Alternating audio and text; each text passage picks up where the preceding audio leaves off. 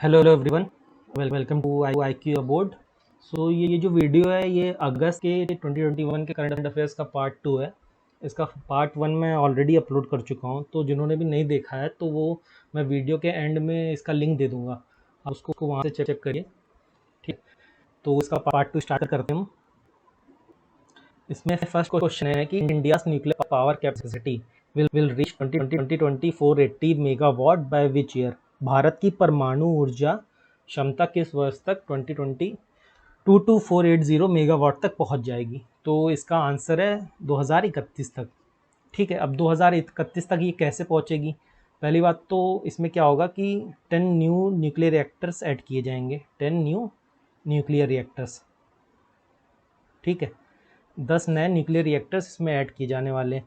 अब उससे क्या, ये किसने बोला है कि ऐसा होगा। तो ये बोला है जितेंद्र जी ने, हमारे जितेंद्र सिंह जी हैं जो कि यूनियन मिनिस्टर हैं। वो कौन सी मिनिस्ट्री संभालते हैं, तो उसका आंसर है ministry of science and technology. Ministry of science and tech. ठीक है, ये मिनिस्ट्री ये संभालते हैं। इन्होंने ऐसा बोला है कि 2031 तक हमारी पावर कैपेसिटी क्या हो जाएगी, 22480 मेगावाट, जिसके लिए ये 10 न्यू न्यूक्लियर रिएक्टर्स ऐड करेंगे। ठीक है, नेक्स्ट क्वेश्चन पे आते हैं कि which state slash union territory has launched an initiative to make it a global city by 2047। कौन से राज्य यूनियन टेरिटरी ने 2047 तक इसे वार्षिक शहर बनाने की पहल शुरू की है। तो इसका आंसर होगा दिल्ली। दिल्ली के जो चीफ मिनिस्टर हैं अरविंद केजरीवाल। ठीक है, इन्होंने क्या बोला है कि 2047 तक ये दिल्ली को ग्लोबल सिटी बनाएंगे। तो इसके लिए इन्होंने क्या क्या प्रोमिस किए कि ये जो है 2048 में क्या करेंगे, ओलंपिक्स के लिए बिड करेंगे, ओलंपिक्स के लिए बिड करेंगे। और ये जो दिल्ली की जितनी भी रोड्स हैं इनको यूरोपियन स्टैंडर्ड्स का बनाएंगे। और इन्होंने क्या बोला है कि जो दिल्ली के जितने लोगों की पर कैपिटा इनकम है, पर कैपिटा इनकम, उसको ये किसके बराबर करेंगे, सिंगापुर के पर कैपिटा इनकम के बराबर करेंगे। ठीक है, तो ये इन्होंने प्रोमिस किए हैं। ठीक है, नेक्स्ट क्वेश्चन पे अब आगे बढ़ते हैं कि Rajiv Gandhi Khel Ratna award will be renamed by which name. तो इसका आंसर होगा आंसर सी, मेजर ध्यानचंद्र खेल रत्न अवार्ड। ठीक है, मेजर ध्यानचंद्र आपको पता ही होगा कि हमारे लेजेंडरी हॉकी प्लेयर हैं। तो राजीव गांधी खेल रत्न अवार्ड का नाम चेंज करके क्या कर दिया गया है, मेजर ध्यानचंद्र खेल रत्न अवार्ड। अब देखिए ये इंपॉर्टेंट है, बहुत ही इंपॉर्टेंट है। और इससे एक चीज़ और आती है जो अभी रिसेंटली न्यूज़ में चल रही है पिछले 1 वीक से, कि जो राजीव गांधी जी का नाम है वो 2 जगह से हटाया गया है। एक तो ये हो गया कि इस अवार्ड से हटाया गया, और दूसरे अवार्ड से, ठीक है, और दूसरा जो इनका नाम हटाया गया है वो कहाँ से हटाया गया है, तो आसाम का एक नेशनल पार्क है, आसाम का एक नेशनल पार्क है। उसका नाम पहले क्या हुआ करता था, राजीव गांधी, राजीव गांधी ओरैंग नेशनल पार्क। ठीक है, इसका नाम अब चेंज करके क्या कर दिया गया है, इसमें राजीव गांधी जी का नाम हटा दिया गया है और नाम कर दिया गया है उसका ओरैंग नेशनल पार्क। ठीक है, ये किसने किया है, जो आसाम के चीफ मिनिस्टर हैं हमारे हिमांत बिश्वा शर्मा, हिमांत बिश्वा शर्मा, इन्होंने जो है इसका नाम चेंज करके कर दिया है ओरैंग नेशनल पार्क। ठीक है, तो इतनी चीज़ ये क्वेश्चन में इंपॉर्टेंट है। चलिए नेक्स्ट क्वेश्चन पे आगे बढ़ते हैं। Who has been appointed as the brand ambassador to Eurosport India. Eurosport India का ब्रांड एम्बेसडर किसे नियुक्त किया गया। तो देखिए यूरो स्पोर्ट क्या है, यूरो स्पोर्ट हमारा एक स्पोर्ट्स चैनल है। अब स्पोर्ट्स चैनल है, इसके पास किस चीज़ों के राइट है, ये सारे तो मोटर बाइक की रेसिंग जो होती है उन सबकी रेस दिखाने के लिए इसके पास राइट्स है। तो जैसे मोटो जीपी हमारा इसका मेन होता है, मोटो 1 होता है, मोटो 3 होता है, इन सब के राइट्स के पास है। तो इसका ब्रांड एम्बेसडर बनाया गया जॉन अब्राहम, जो कि बॉलीवुड के एक्टर है, इनको ब्रांड एम्बेसडर बनाया गया। ठीक है, अब नेक्स्ट क्वेश्चन पे आगे बढ़ते हैं। Which country has joined the coalition in disaster resilient infrastructure. देखिए coalition on disaster resilient infrastructure में कौन कौन सी कंट्री ने गठबंधन किया है। तो इसका आंसर होगा बांग्लादेश एंड कनाडा। अब देखिए ये जो गठबंधन है ये 2019 में मोदी जी ने बनाया था। मोदी जी हमारे जो प्राइम मिनिस्टर हैं, इन्होंने 2019 में कोलिशन बनाया था जिसमें इन्होंने 25 कंट्रीज़ हैं। ठीक है, जिसको रिसेंटली अभी किसने ज्वाइन किया है, बांग्लादेश एंड कनाडा ने। ठीक है, तो अब इसके नेक्स्ट क्वेश्चन पे आगे बढ़ते हैं। Johnson and Johnson vaccine that has been approved in India belong to which country? तो जॉनसन एंड जॉनसन जो वैक्सीन है वो यूएसए की वैक्सीन है। जो ये 6th वैक्सीन है जो हमारी इंडियन गवर्नमेंट ने पास की है इमरजेंसी पर्पसेस के लिए, ठीक है। तो इमरजेंसी पर्पसेस के लिए इसको यूएसए की जो वैक्सीन है इसको इंडिया में पास किया गया है। और इससे पहले जो वैक्सीन को पास किया गया था वो रशिया की वो थी स्पुतनिक, ठीक है। तो ये रशिया की वैक्सीन थी, जो अभी यूएसए की वैक्सीन है वो कौन है? जॉनसन एंड जॉनसन, ठीक है। अब नेक्स्ट क्वेश्चन पे आगे बढ़ते हैं। Who got nominated to another term of 3 year as chairperson of the NCW? किन्हें राष्ट्रीय महिला उद्योग के अध्यक्ष के रूप में 3 वर्ष के लिए इनका टर्म पीरियड बढ़ा दिया गया है, कार्यकाल बढ़ा दिया गया है। तो इसका आंसर होगा रेखा शर्मा। देखिए रेखा शर्मा जी हैं जो यही हमारी पहले एनसीडब्ल्यू की चेयरपर्सन थी। अब इनका टर्म पीरियड जो है वो 3 साल के लिए और बढ़ा दिया गया है। एनसीडब्ल्यू क्या है? National commission of women, national commission of women. अब ये इनका जो कार्यकाल 3 साल का है वो बढ़ाया किसने है? वो बढ़ाया है ministry of women and child welfare, ठीक है। ये जो मिनिस्ट्री है हमारी, इन्होंने इसका कार्यकाल 3 साल के लिए बढ़ाया। रेखा शर्मा जी का कार्यकाल 3 साल का बढ़ा दिया है, किसके लिए? नेशनल कमीशन ऑफ वुमेन की चेयरपर्सन के तहत, ठीक है। तो अब नेक्स्ट क्वेश्चन पे आगे बढ़ते हैं। क्वेश्चन नंबर 33 हमारा हो गया कि international day of the world indigenous people is been observed on which date? तो इसका आंसर होगा अगस्त ऑफ 9। अगस्त ऑफ 9 को हम इंडिजिनस पीपल का, वर्ल्ड इंडिजिनस पीपल सेलिब्रेट करते हैं। अब इंडिजिनस पीपल क्या होता है? इंडिजिनस मतलब नेटिव पीपल, जो वहाँ के लोकल पीपल रहे हैं इनिशियली, शुरू से वहाँ पर रह रहे हैं, उनको नेटिव पीपल कहते हैं। अब ये क्यों ऐसा किया गया है? इंटरनेशनल डे क्यों सेलिब्रेट किया जाता है इस दिन को? कि हम इनके नेटिव पीपल के बारे में अवेयरनेस फैला सकें कि जो इनके सोशल राइट्स हैं, पॉलिटिकल राइट्स हैं और इनके इकोनॉमिकल राइट्स हैं, ये सब सारे फॉलो हो रहे हैं कि नहीं हो रहे हैं, इसके बारे में अवेयरनेस फैलाई जाए, ठीक है।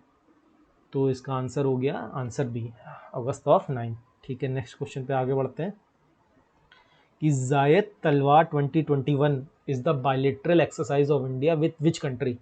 तो जायद तलवार 2021 है जो बायलेटरल एक्सरसाइज, वो कौन सी कंट्री के बीच में? तो वो है इंडिया प्लस यूएई, ठीक है। तो इसका आंसर हो जाएगा आंसर बी। अब ये देखिए जायद तलवार 2021 जो बायलेटरल एक्सरसाइज है, ये एक नेवल एक्सरसाइज है, हमारी नेवल एक्सरसाइज है। नेवल मतलब नौसेना की जो एक्सरसाइज अभ्यास है, ये जायद तलवार 2021 एक्सरसाइज, ठीक है। अब ये कहाँ पर ऑर्गेनाइज हुई थी इस बार? ये हुई थी अबू धाबी के कोस्ट पे, अबू धाबी कोस्ट पे। अबू धाबी क्या है? ये यूएई की कैपिटल है, ठीक है, ठीक है।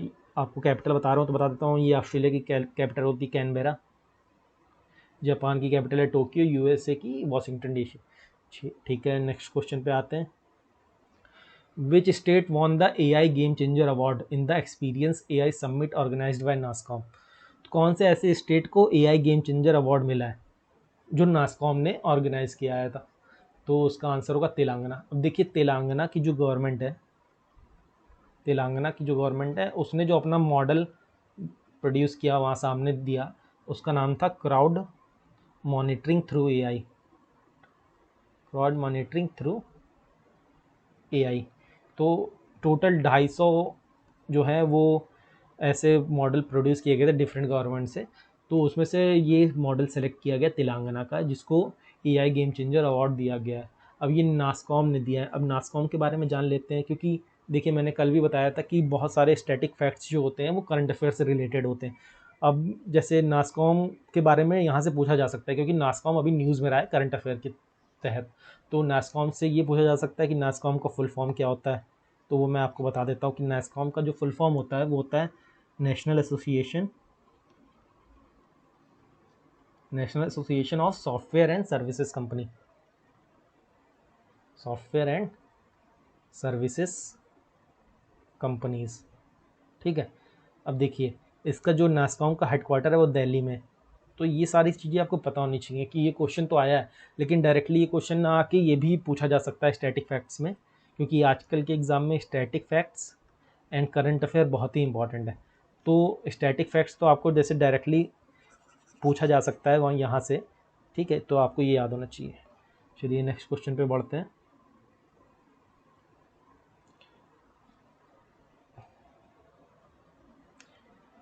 Which country top the overall medal tally in Tokyo Olympics 2021? Tokyo Olympics 2021 में कौन सी कंट्री ने टेबल को टॉप किया? तो उसका आंसर है यूएसए। देखिए मैं आपको यहाँ से रैंक बता देता हूँ कि पहली रैंक रही यूएसए की, जिन्होंने सबसे ज़्यादा मेडल और सबसे ज़्यादा गोल्ड मेडल दोनों जीते। सेकंड पे हमारी रही चाइना। थर्ड पे हमारी रही जापान। ठीक है, फोर्थ पे हमारी रही यूके। ठीक है, और अगर आपको डायरेक्टली इंडिया की पूछ लिया जाए तो इंडिया की रैंक यहाँ पर क्या रही है? इंडिया की जो रैंक रही है वो रही है 48th रैंक। ठीक है, ये आपको याद रखना है, इंडिया की 48th रैंक रही है। इसमें इंडिया ने टोटल 7 मेडल जीते, 1 गोल्ड, 2 सिल्वर एंड 4 ब्रॉन्ज। ठीक है, ये आपको याद रखना है, टोटल 7 मेडल और कौन से मेडल कितनी बार कितने जीते, जैसे 1 गोल्ड, 2 सिल्वर एंड 4 ब्रॉन्ज जीते। और इंडिया की रैंक क्या रही? 48। ठीक है, नेक्स्ट क्वेश्चन पे आगे बढ़ते हैं कि what is the rank of India in global corona virus innovation ranking? Global corona virus innovation ranking में इंडिया की कौन सी रैंक है?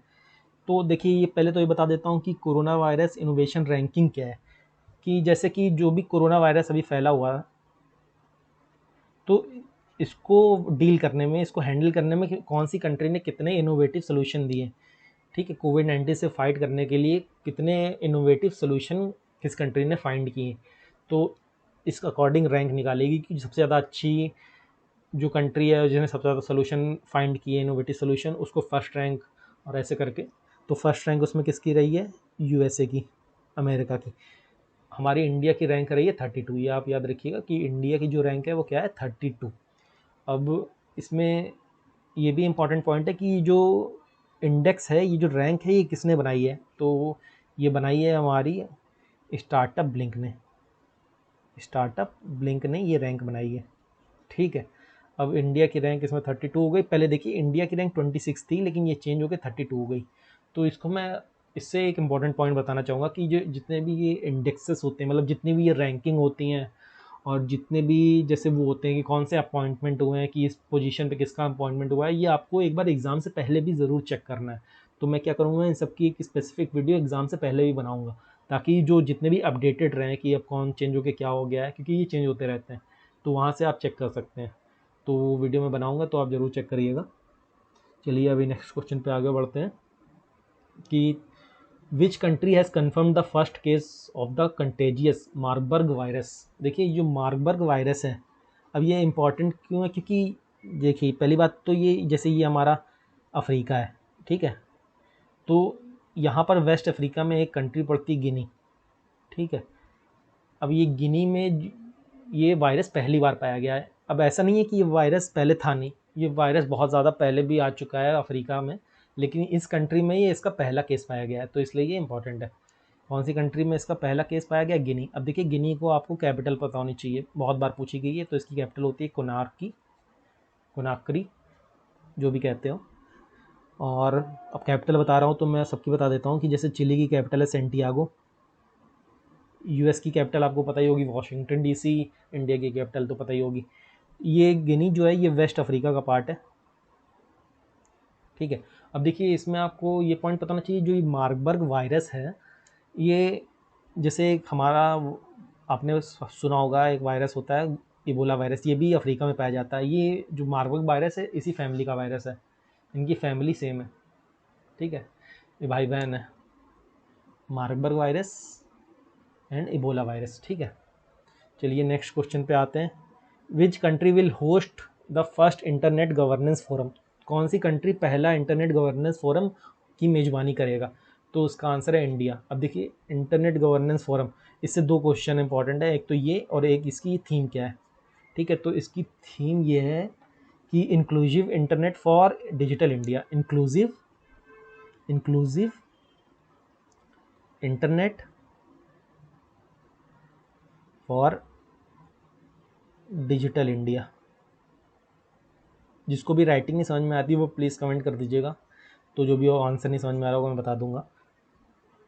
थीम है inclusive internet for digital India. ठीक है, और इसको होस्ट कौन कर रहा है? ये पहली इंटरनेट गवर्नेंस फोरम है, इसको होस्ट कर रहा है इंडिया। ठीक है, अब नेक्स्ट क्वेश्चन पे आते हैं, which company become the fourth most valuable Indian centric information technology service company. तो देखिए आईटी कंपनीज जो हैं उसमें फोर्थ रैंक किसे मिली है, जो कि इंडिया की कंपनी है, उसमें फोर्थ रैंक कौन सी कंपनी को मिली है आईटी सेक्टर में। तो पहली तो रैंक है टीसीएस की, टाटा कंसल्टेंसी सर्विसेज, दूसरी है हमारी इन्फोसिस, थर्ड है हमारी विप्रो, फोर्थ है हमारी HCL.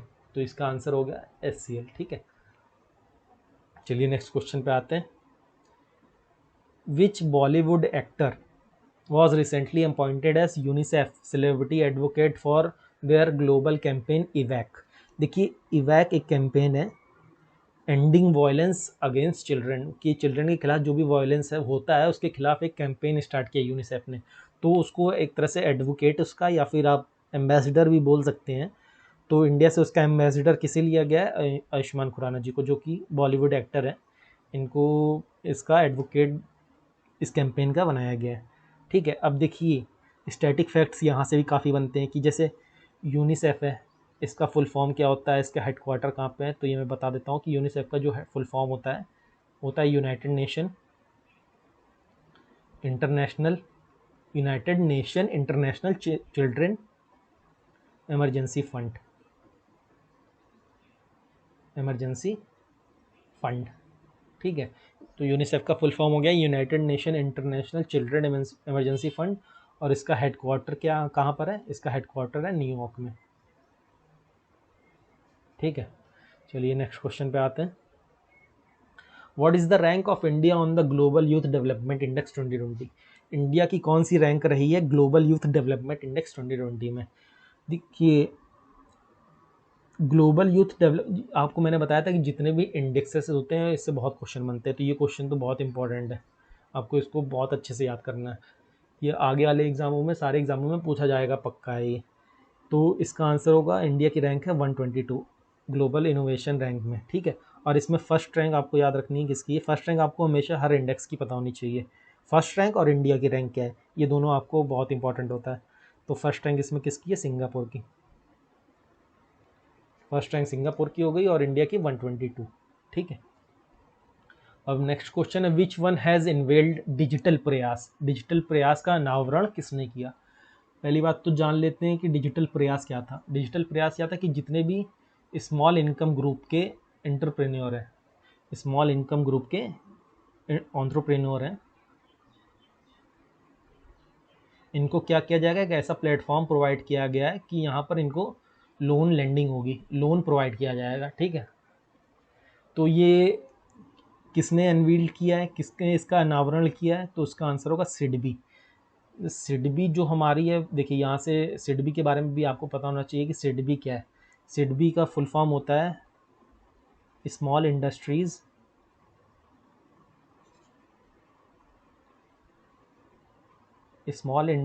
Development bank of India.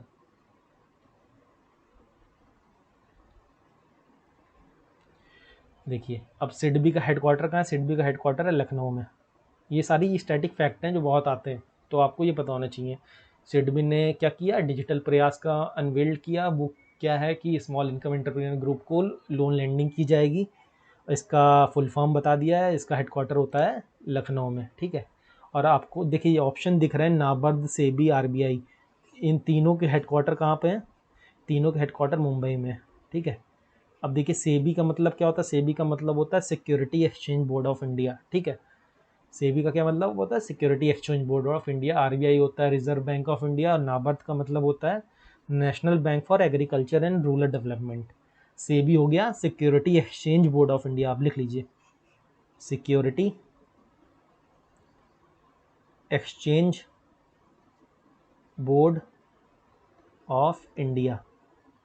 और जो नाबार्ड है इसका फुल फॉर्म होता है national bank for rural and agriculture development, agriculture and rural development. ठीक है, ये आप लिख लीजिएगा national bank for agriculture and rural development. ठीक है, नेक्स्ट क्वेश्चन पे आते हैं कि विच country has chaired the 28th ASEAN regional forum foreign ministry meeting. Okay, तो इसका आंसर पहले बता देता हूँ कि इसका आंसर है ब्रूने। ठीक है, अब देखिए ब्रूनेई एक साउथ ईस्ट एशियन कंट्री है। तो देखिए पहली बात तो यहाँ से आपको क्वेश्चन से ही समझना है कि ये जो एशियन क्या है। एशियन का मतलब होता है association of south east Asian nation, south east Asian nation, ठीक है। तो इसका हेडक्वार्टर कहाँ है? इसका हेडक्वार्टर है हमारा जकार्ता में, जो कि कहाँ है? इंडोनेशिया में, ठीक है। इंडोनेशिया के जकार्ता में एशियान का हेडक्वार्टर है। इसके टोटल कितने मेंबर हैं? इसके 10 मेंबर हैं, ठीक है। एशियान में कितने मेंबर होते हैं? 10 मेंबर, सारे साउथ ईस्ट एशियन नेशन है। जैसे ये आपका इंडिया है, ठीक है। तो यहाँ पर बहुत सारे छोटे छोटे देश हैं, ठीक है। तो इनका जो एक वो है, एक इन्होंने एक कोलिशन बनाया है, एक साथ में साझेदारी बनाई है कंट्रीज़ ने मिलके कि क्या होगी, ये एक दूसरे को इकोनॉमिकल सपोर्ट प्रोवाइड कराएंगे। और जैसे इनमें जो ट्रेड होगी वो इजीली हो सकेगी, इसके rules, trade off rules easy रखे गए हैं, इनका अलग से एक ट्रेड यूनियन बनेगा और इनमें टैक्स वगैरह ज़्यादा नहीं होगा, कस्टम इनको ईजिली प्रोवाइड किया जाएगा। ये बहुत सारी चीज़ें जो इसके लिए इन्होंने एक अपना एक एसोसिएशन बनाया है जिसे एशियान कहते हैं। इसमें 10 मेंबर हैं, जैसे जितने भी इस रीजन में कंट्रीज़ पड़ती हैं। जैसे हमारा हो गया, कौन कौन सी इंपॉर्टेंट कंट्रीज़ है हमारा, मलेशिया हो गया, इंडोनेशिया हो गया, हमारा ब्रूनेई हो गया, कंबोडिया हो गया, और लाओस हो गया, म्यांमार हो गया, वियतनाम, सिंगापुर, थाईलैंड। ये सारी जो कंट्रीज़ हैं इन सबका एसोसिएशन है एशियन एसोसिएशन, ठीक है। चलिए हमारा नेक्स्ट क्वेश्चन पे अब आगे बढ़ते हैं। नेक्स्ट क्वेश्चन पे आगे बढ़ने से आपको बता देता हूँ पहले कि इन सब की कैपिटल आप देख लीजिए। जैसे ब्रूनेई की कैपिटल क्या होती है, इसको आप बस इतना याद रखिए कि जो ब्रूनेई की कैपिटल होती है वो इस नाम से स्टार्ट होती है, बंदर करके। तो यहाँ से आपको याद हो जाएगा ब्रूनेई बी से, और इसकी कैपिटल बी से बंदर, ठीक है। और श्रीलंका की कैपिटल आपको पता होगी, कंबोडिया, ओ सॉरी, कोलंबो।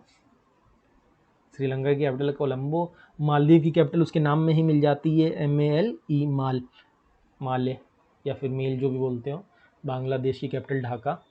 चलिए नेक्स्ट क्वेश्चन पे आते हैं। Which country has now been declared as the first water plus city of India under Swachh सर्वेक्षण?